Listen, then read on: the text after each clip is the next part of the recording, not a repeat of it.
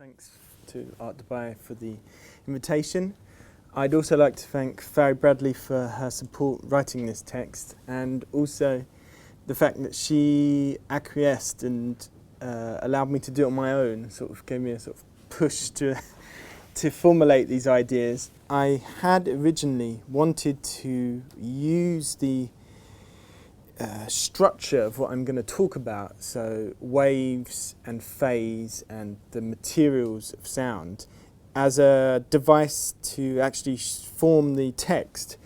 The topic of the Campus Art Dubai this time around has been about slowness, about time, about idleness, and I'm quite keen on these ideas as they're expressed in anarchism, and I wanted to prepare two texts, one about the materials of time when it comes to sound, and the other about the economics and social dimensions of time when it comes to labour and society.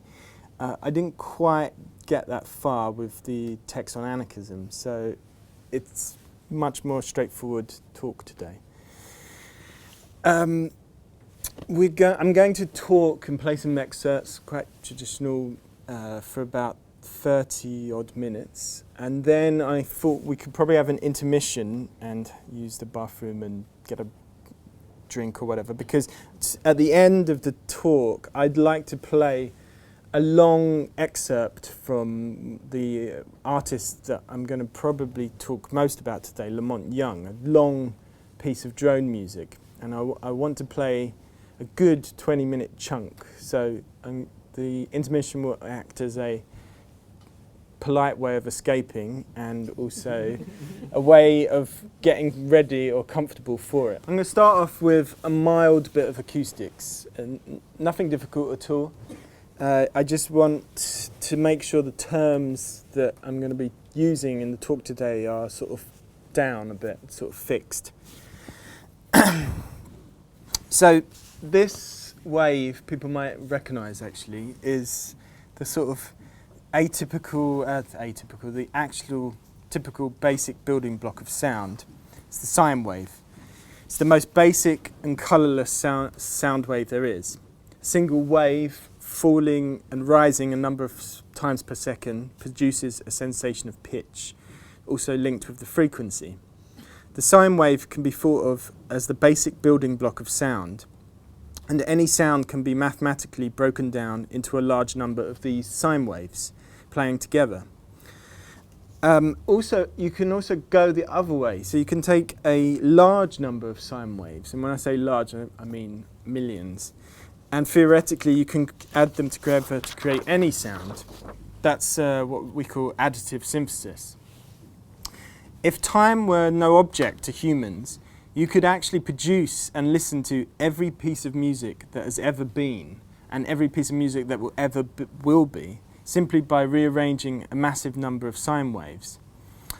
Luckily, due to the limitations of human hearing, music itself is bounded by a limit, so we can actually, at maybe some point in the next 100,000 years, be able to predict different types of music, because we can only listen from 20, maybe 30 hertz up to around 22 kilohertz, so a very low, super low bass to a noise that dogs would be annoyed by.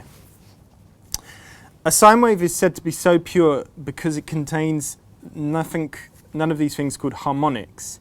There are no additional waveforms interacting with the sound, nothing else apart from the one constant sound is happening.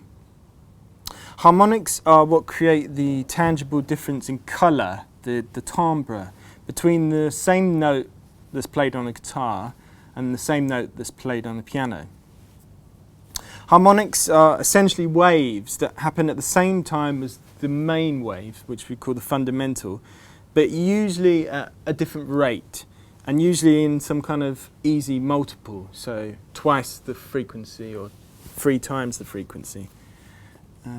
There's a little graph of it. So the top, this is actually modelling a string. If you imagine a guitar string held at both ends and you plucked it in the middle, the top wave is the slowest note, and then at the same time it will be vibrating in all these different modes. So you have the second harmonic is twice as fast, and the third and fourth, and so on.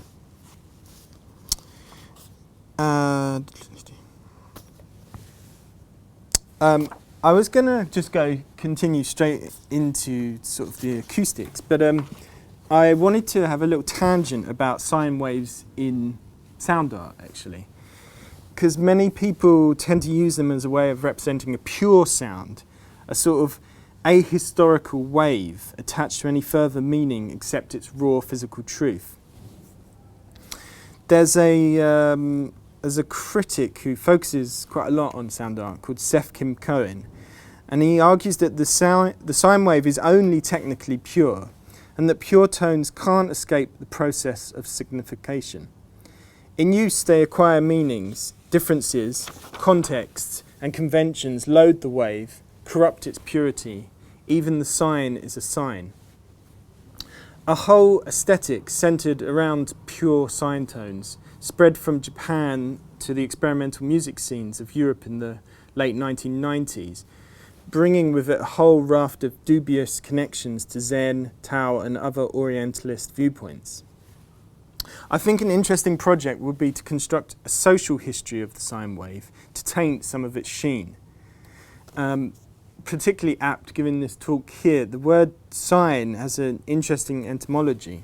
It's a case of mistranslation and appropriation, as European scholars translating Arabic mathematical texts came across the word jiba, which apparently doesn't mean anything in Arabic. The word had come from the translation of the Sanskrit word jiva ahada, which from various Hindu mathematical texts meant a line on a circle. This was brought into Arabic as jiba and written in Arabic as simply JB without any vowels. Latin translators selected the word sinus to translate JB, thinking that the word was an Arabic word jabe, fold or breast, and sinus was the closest Latin word to say breast or bay. Once the word entered into English, sinus was imported as sine. Tangent aside, returning to examination of the sine wave, let's say the fundamental is what we call 440 hertz. So that's, in old money, that means a wave, so going from top to bottom, 440 times per second. The second harmonic, as I mentioned, is usually double, so you get 880 cycles per second. The next harmonic is a double of that, so 1,320. I've got a little patch in a program called Maximus P, which I can use to demonstrate how, if I can see it myself,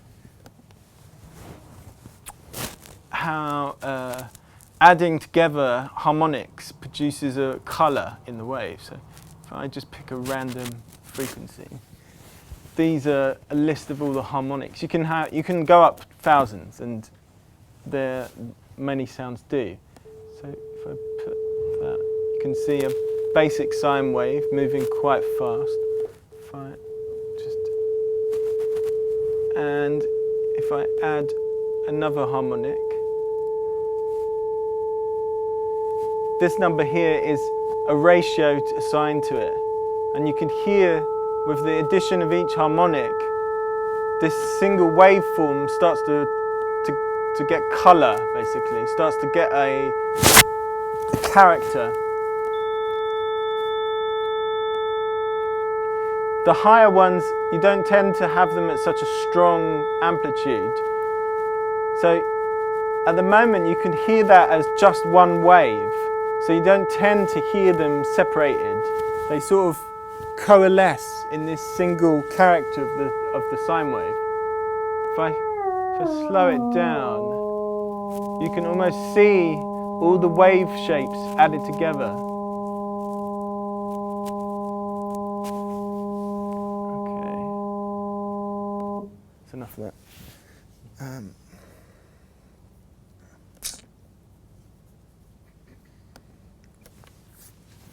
So we've evolved to find sounds where the harmonics are arranged in this very ordered way, quite pleasing. I think it probably comes from the fact that the throat is basically like a tube, and tubes in organs and such produce very pure, very evenly ordered harmonics. Sounds where the harmonics are irregularly spaced tend to sound noisy to us. They sound erratic. Things like a cymbal, bells, plucked strings. When you pluck a string, there's this burst of noise at the beginning before the string settles down. In reality, though, this arrangement just doesn't occur. A piano is quite a close approximation to this, but as you go further up, the upper harmonics are all slightly out of balance. It gives it, it makes the sound much more interesting to our ears.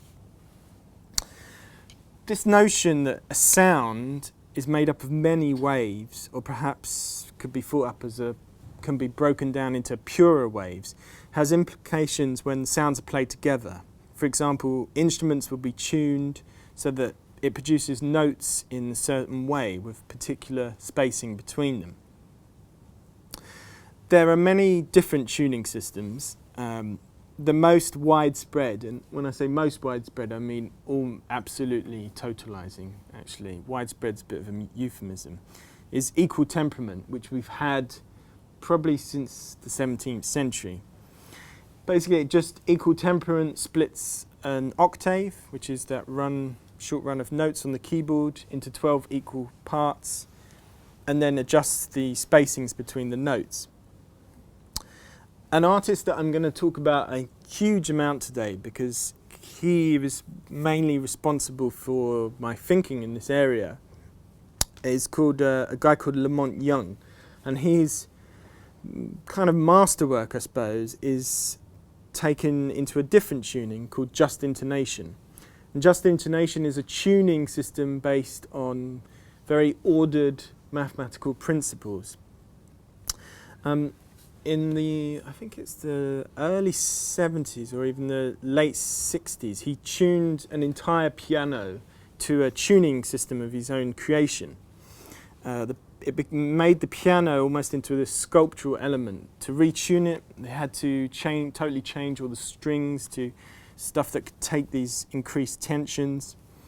And he used the piano as a sort of acoustic synthesizer. He wanted to explore the space above the notes, the sort of interactions between all these harmonics. This piece, the well-tuned piano, has only been performed a few times. The first time it was performed, it was bought as an artwork because the piano became suddenly so fragile. They couldn't just move it, they couldn't just ship it. And in fact, to add to the idea that it became a sculptural work, the collector who bought it asked Monte Young to sign the work as an object.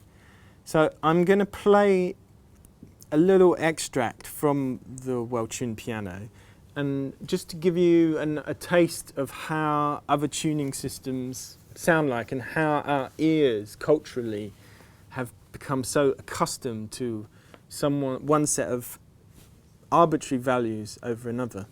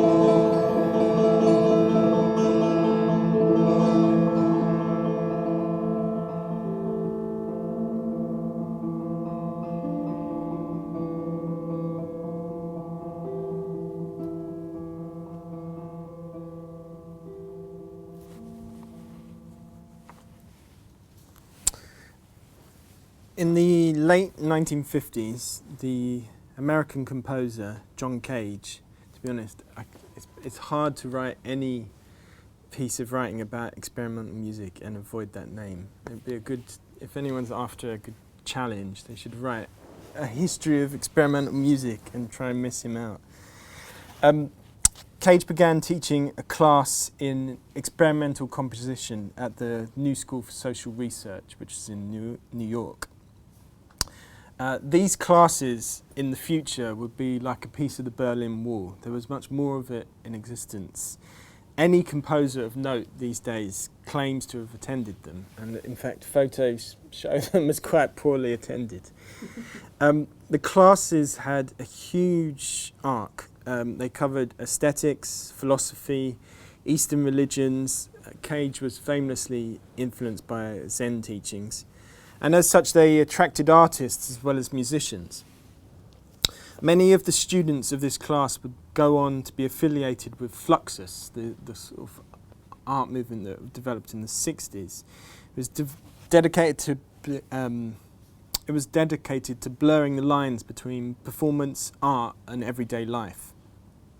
Fluxus would be one of the key movements that stressed the use of time as an artistic material, a means of bracketing and elevating experience. Cage had already experimented with happenings, a sort of means of trying to reduce the time scale and the axes of time in a single work.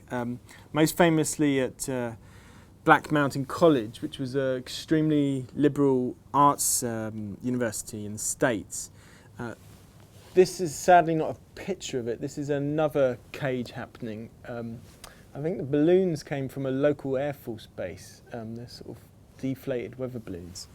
But in Cage's theatre piece number 1, and this was in 1952 or 1955, he wanted to bring the audience into the realm of the performance. He wanted everyone to experience the work simultaneously, to sort of bracket this moment.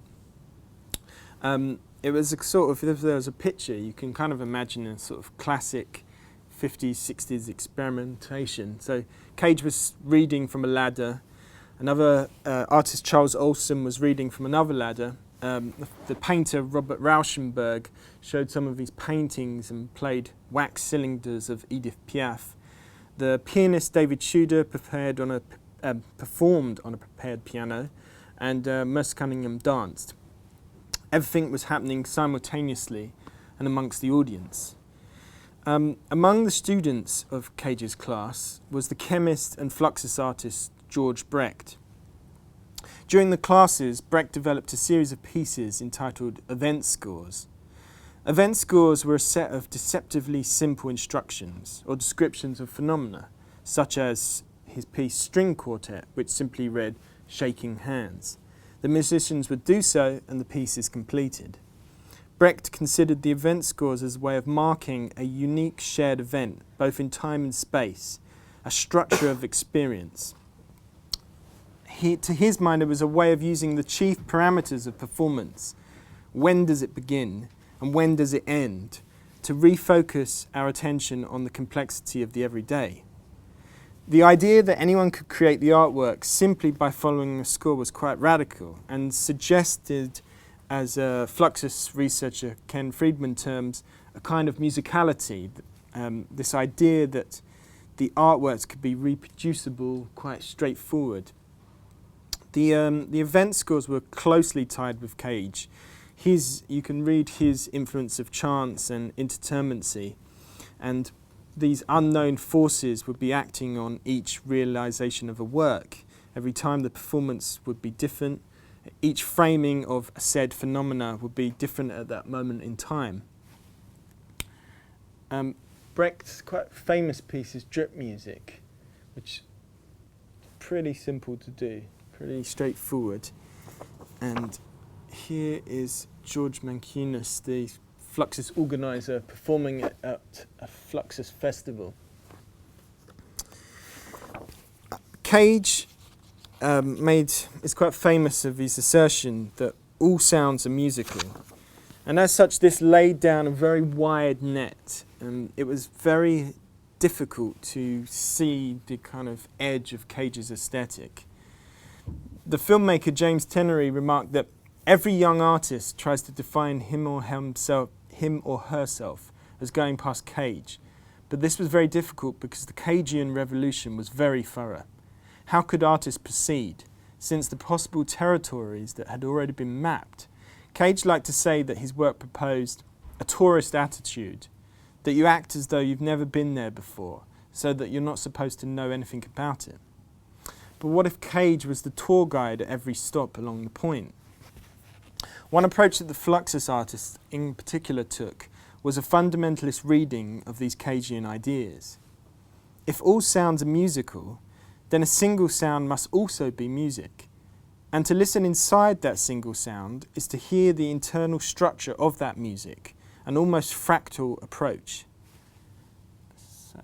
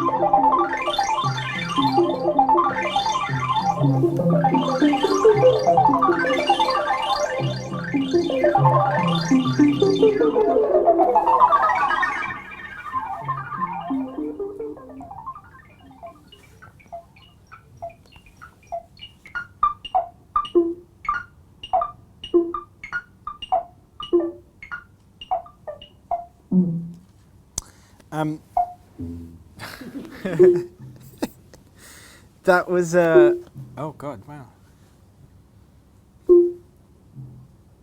There we go. The final drip.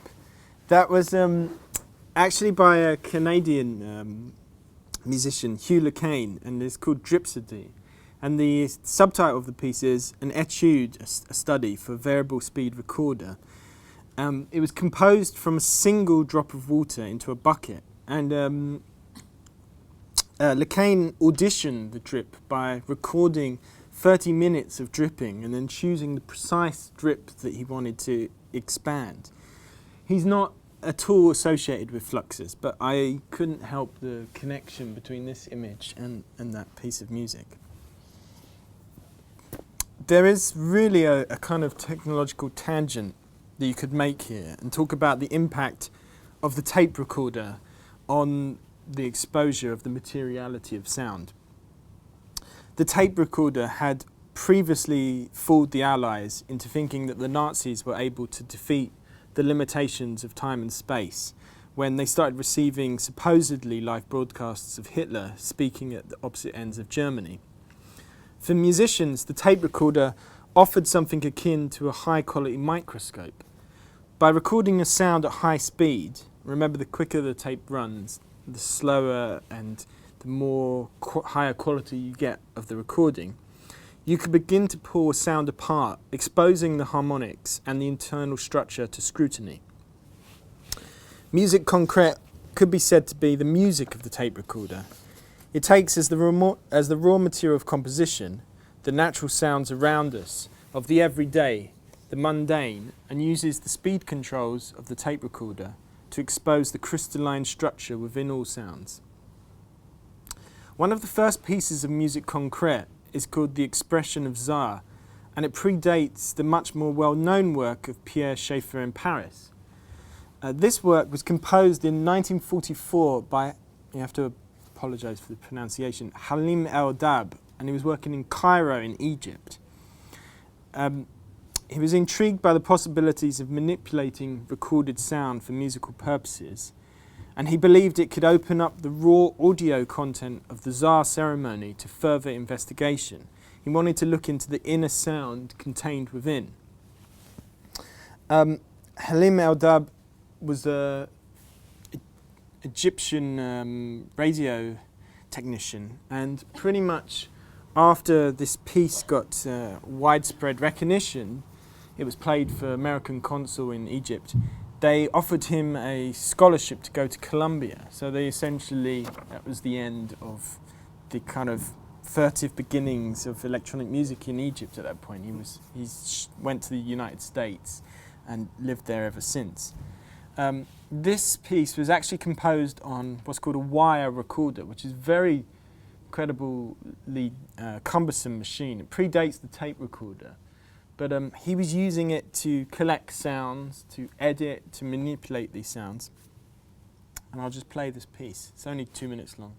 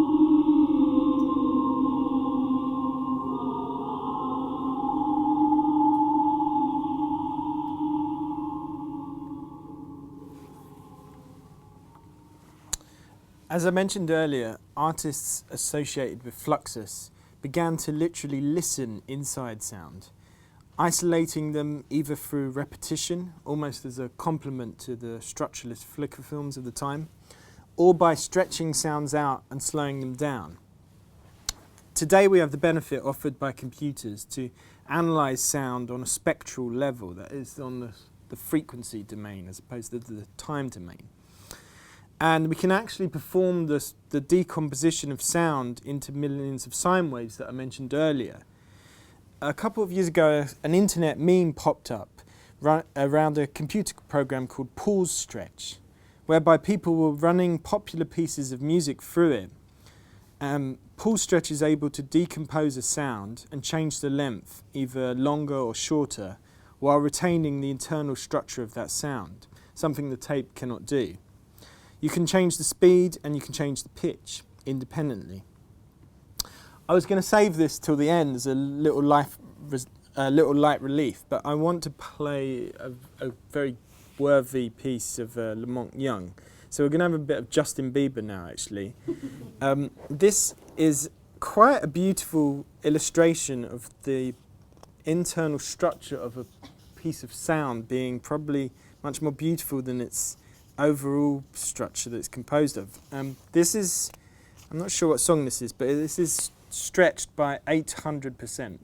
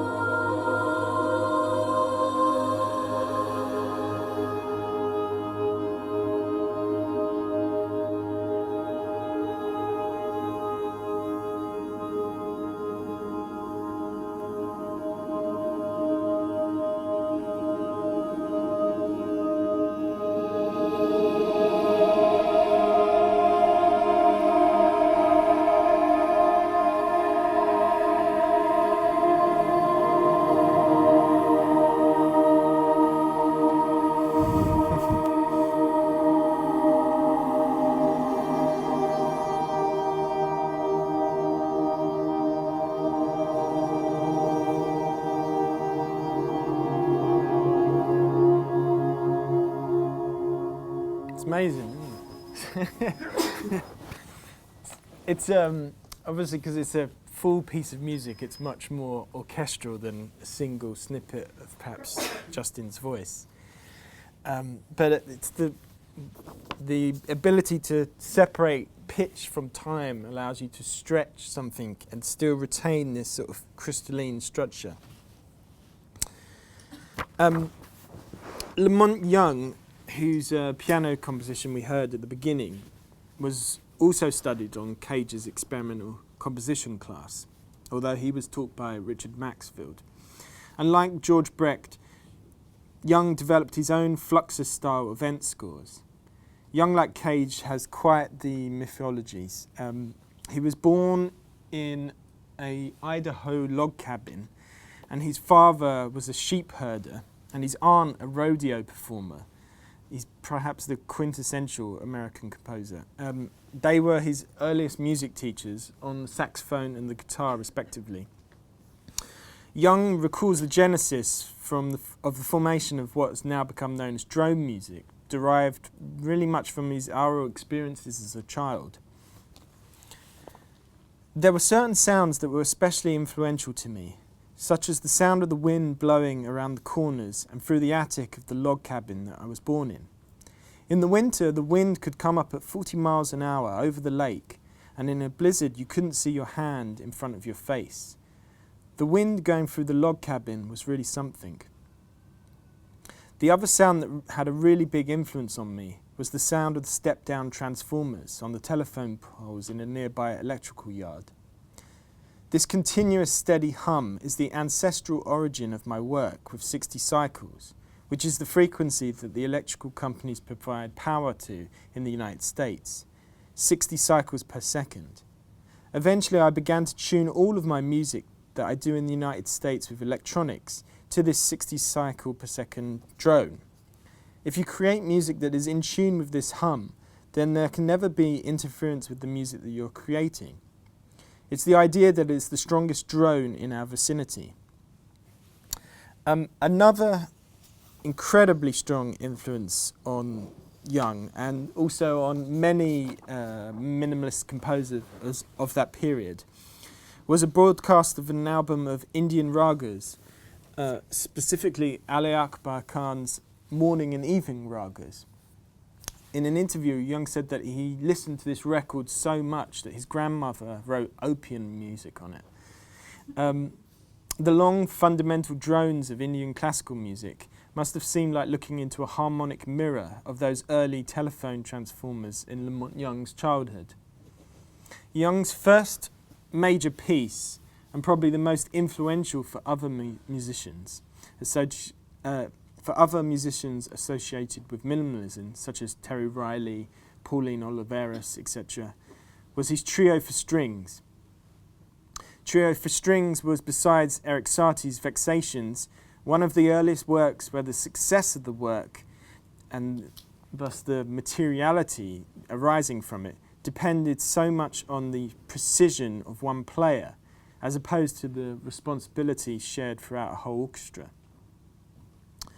The piece opens with a C sharp held on the violin for over 4 minutes as other tones fade in and out. Young described his music as being about absolute control, about achieving maximum effect, in this case the harmonic drift between the instruments, with minimal means. Trio for Strings only contains 83 long notes held over its hour-long duration. Although this piece radically alters the normal sense of music unfolding in time, it's still moving in a horizontal fashion. The score is read, the notes appear. Instruments come and go as the score progresses to the end. Young's periods of Fluxus scores, however, contain one work entitled Composition 1960, number 7, and consists of 2 notes with the instructions reading, "To be held for a long time." It was a conscious effort to explore the vertical timbral space offered by the materiality of sound themselves, rather than sound's relationships to one another as discrete events, i.e. the notes next to another note, next to another note. I'm going to play composition number 7 done on some string instruments, and I just I don't want to impose anything, but try to listen in the space above the notes themselves. You probably will hear like a pulsing sound, a beating sound, and then if you can remain listening to that, you'll start to listen to what Monte Young was moving towards. This idea that music could start stacking up vertically as opposed to just being this horizontal continuum. I mean, it's certainly a conception that Western ideas about time are not the only ways to think about this stuff. So this is composition number 7.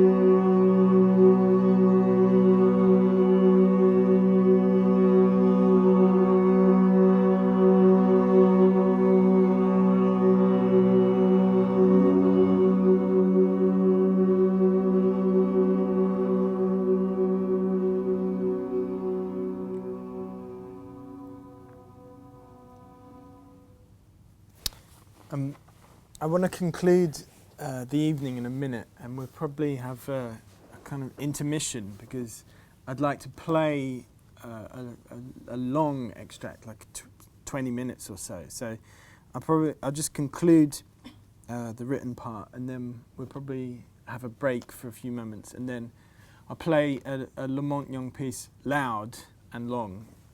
So I want people to be either escape or to be comfortable. I want to briefly illustrate the prompt for this talk in the context of my work and my work with Faye Bradley, which deals with this idea of materiality through the chance elements of objects and sound. Myself and Faye Bradley are part of a collective, a performance group called Oscillatorial Binage, and we use it to explore various different artistic ideas in a musical domain. A recent concern that we've had is called post-electronics.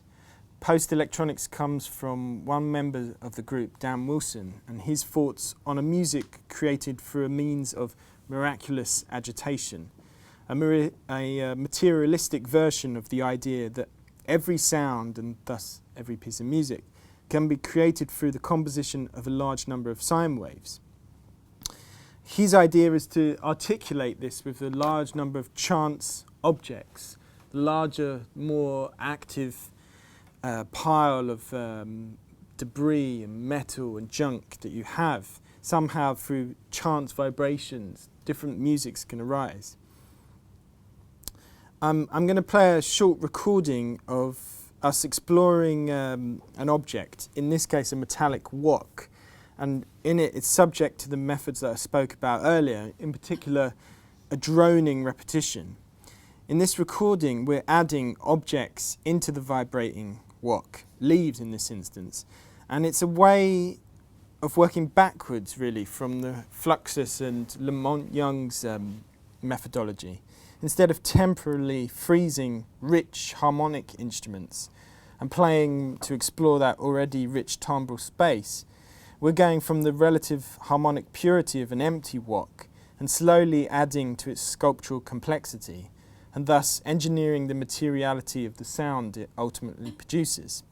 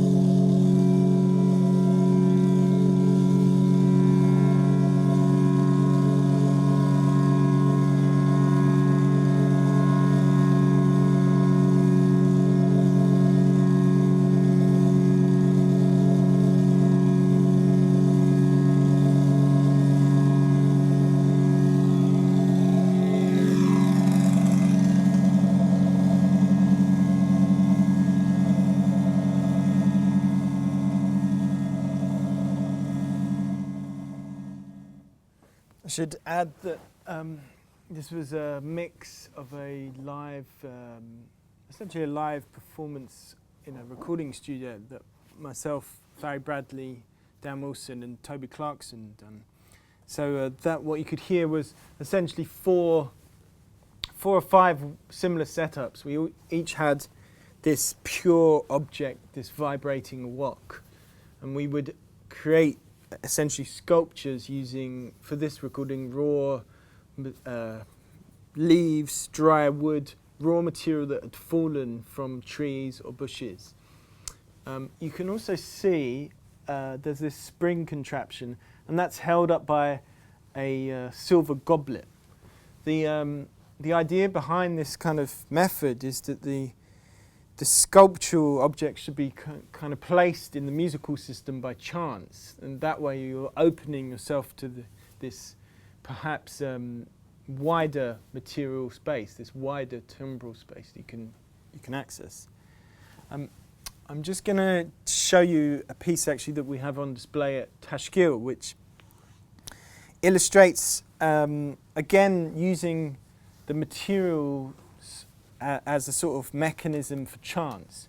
So in this piece called Drum Circle, it uses simple sine waves all at the same volume, and it's only the characteristics of the oil drums themselves that give rise to any complexity in the music. If the oil drums were these perfectly crafted, mathematically replicatable objects, if we could model them precisely, then the sine waves would have no impact on them, and they would just be this passive transmitter of sound. But as such, they're not, and they impart their own characteristics. So this will be the last.